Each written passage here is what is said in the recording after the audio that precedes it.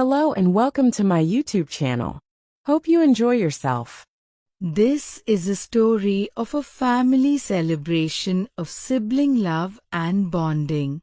It was the eve of Rakshabandhan, and the Mishra household in old Lucknow was abuzz with excitement.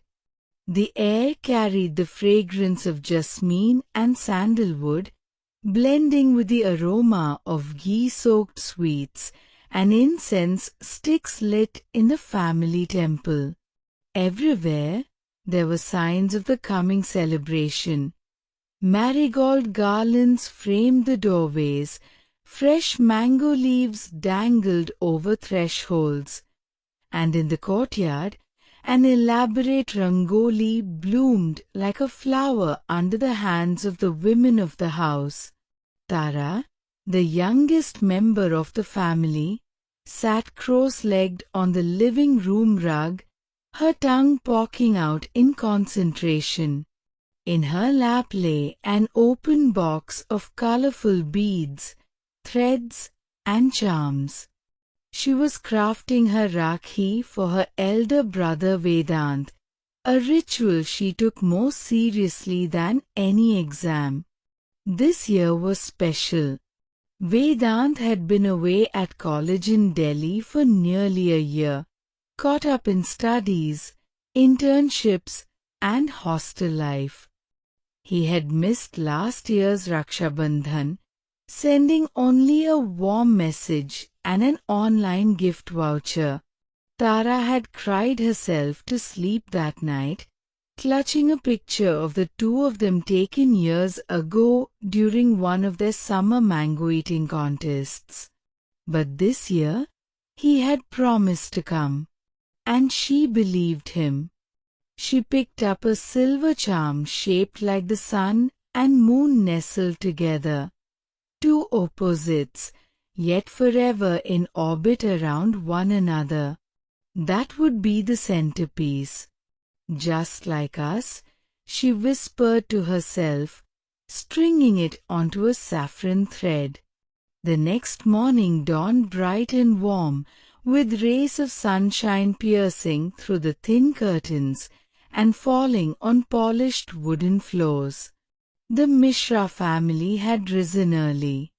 Kamini, the children's mother, was busy in the kitchen flipping puris while instructing the house help to bring more milk for the kheer. Tara dashed between rooms, helping her mother and chasing away her little cousin Neha, who kept trying to peek into the sweet boxes before the ceremony. Just as Kamini placed a tray of piping hot laddus on the table, the front gate creaked open. A pause hung in the air. Then a familiar voice echoed, "Anybody home?" Tara froze. Her heart leaped. "Vedant Bhaiya," she screamed, sprinting across the courtyard and flinging the gate open. There he stood, taller than she remembered, hair messier, and with a tired but happy smile on his face.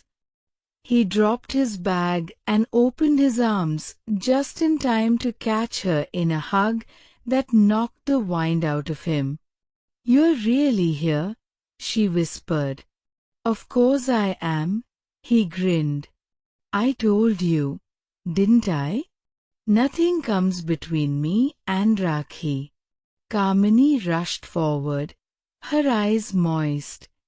"You lost weight, Beta. And look at that tan. What were you eating in Delhi?" He laughed, pulling her into a side hug. "Not your cooking, clearly." The family gathered around, welcoming him with joyous chaos. Laughter, teasing, and warm scoldings filled the air. Within minutes, Vedant was seated with a glass of fresh lassi, relaying tales of city life, professors, part-time jobs, and the German exchange program he was trying to get into. Tara listened closely, a knot forming in her stomach when he mentioned Germany. By midday, the courtyard had been transformed into a ceremonial space. A red and gold canopy offered shade while traditional music played softly in the background. The Rakhi thalis were arranged with roli, chawal, diya, and sweets. All the sisters of the household, cousins, aunts, nieces, gathered in vibrant attire, each with their own Rakhi and heart full of affection. When Tara's turn came, she sat before Vedant with a thali in her lap and nervous excitement in her heart. Her homemade Rakhi gleamed with beads of saffron, green, and silver, and the sun and moon charm sparkled in the light. She applied a tilak to his forehead, offered rice grains, lit the lamp, and then gently tied the Rakhi on his wrist. Her fingers trembled, and her voice was a whisper as she said, "May you always be safe, and may we never be far for too long." Vedant, clearly touched, held her hand for a moment longer before slipping a small velvet box into it. Inside was a delicate silver bracelet with her name engraved in English and Hindi. Tara gasped, "You had this made for me?" He nodded. "Now wherever I go, you'll be with me. And whenever you look at it, remember, you're never alone." Kamini stood behind them, her eyes glistening. The courtyard was filled with smiles, warm hugs, and stories shared between sips of chai.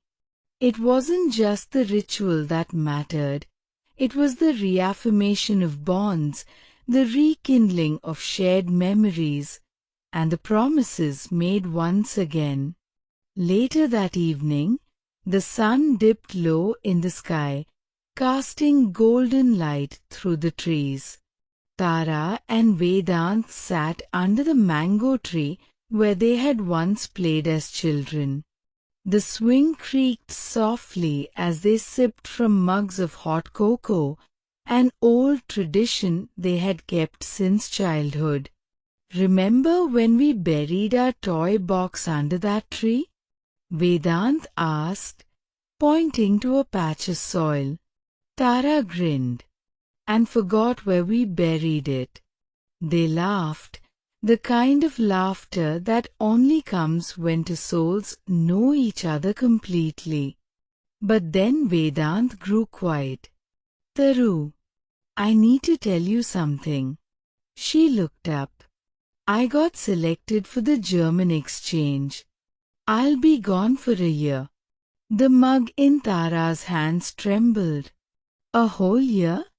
He nodded. "I'll leave in 10 days. She didn't speak. The sounds of crickets and the distant whistle of a train filled the silence between them. Vedant reached into his shirt pocket and pulled out a folded piece of paper. "I wrote you something, for when I am far away." She unfolded the letter slowly. "To my little sun and moon. If ever you feel I'm too far, touch the bracelet. I'll be there. If you feel lonely, remember our stories, our games, our fights, and the way we always made up. Close your eyes. I'll whisper something silly to make you smile. And when next Rakhi comes, I'll be home. That's not just a promise, it's a vow. Love, Bhaiya." Tara folded the letter and held it to her heart. "Will you really come back in time?" Vedant locked his pinky finger with hers. "Cross my heart." The next 12 months moved slowly for Tara. Life returned to routine, school, homework, dance practice. But something always felt incomplete. She wore her bracelet every day, and not once did she remove it. On tough days, she would read Vedant's letter aloud in her room, whispering the lines like a prayer. They video called often at first, but as Vedant's semester progressed and projects piled up, the calls became shorter, the messages more hurried. Still, she waited. Meanwhile, the Mishra family kept Rakhi traditions alive. Tara helped Kamini in the kitchen, learned to make shakkarpada, and even taught Neha how to make simple Rakhis. But her heart always longed for that familiar voice, that hug that made everything okay. And when Rakhi finally arrived again, Tara woke up early. The house was again filled with the scent of rosewater and sweets. The decorations were just as beautiful, but something was missing. Her brother. Will he come? Kamini asked gently as she braided Tara's hair. Tara shrugged. He said he would. But he's so far. Flights are expensive. Maybe he'll call. The courtyard filled with guests. Everyone began tying Rakhis, exchanging hugs and laughter. Tara sat quietly, her new Rakhi, a sky blue one with a tiny airplane charm, resting in her lap. The doorbell rang. She didn't move. Then Neha shouted, "Vedant Bhaiya's here." Tara stood up so quickly the chair clattered behind her. She ran barefoot to the gate. And there he was, a little thinner, slightly tanned, but smiling like the boy she had always known. "You came. I told you," he said, dropping his bag and opening his arms. A brother's vow. Tears streamed down Tara's cheeks as she hugged him. He held her tight, whispering, "I missed you every day." Later, under the same mango tree, she tied the Rakhi and slipped the letter into his palm. "You kept your promise." "So did you," he said, showing her the bracelet still on her wrist. That night, the family gathered under the stars for a final round of sweets, music, and storytelling. The air was thick with nostalgia, joy, and something even more powerful, belonging. Vedant and Tara sat side by side, watching the flame of a diya flicker between them. Rakshabandhan, they realized, wasn't about gifts or rituals. It was about presence, about making space for one another even in life's busiest corners. It was about the invisible threads that tie us to our people, threads spun from love, laced with memory, and sealed with promises that endure across oceans and time. And those threads, when tied with love, never break. Moral of the story: Rakshabandhan is not merely a ritual. It is a living symbol of the promises we make and keep for those we hold dear.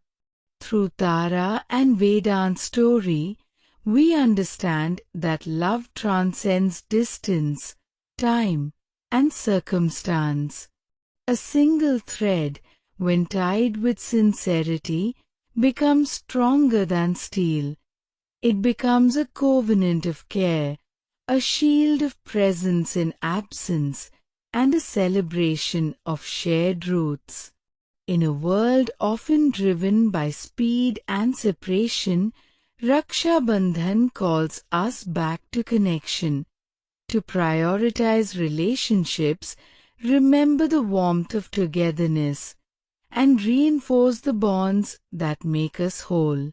The festival reminds us that family isn't about proximity. It's about presence, in heart, in thought, and in promise.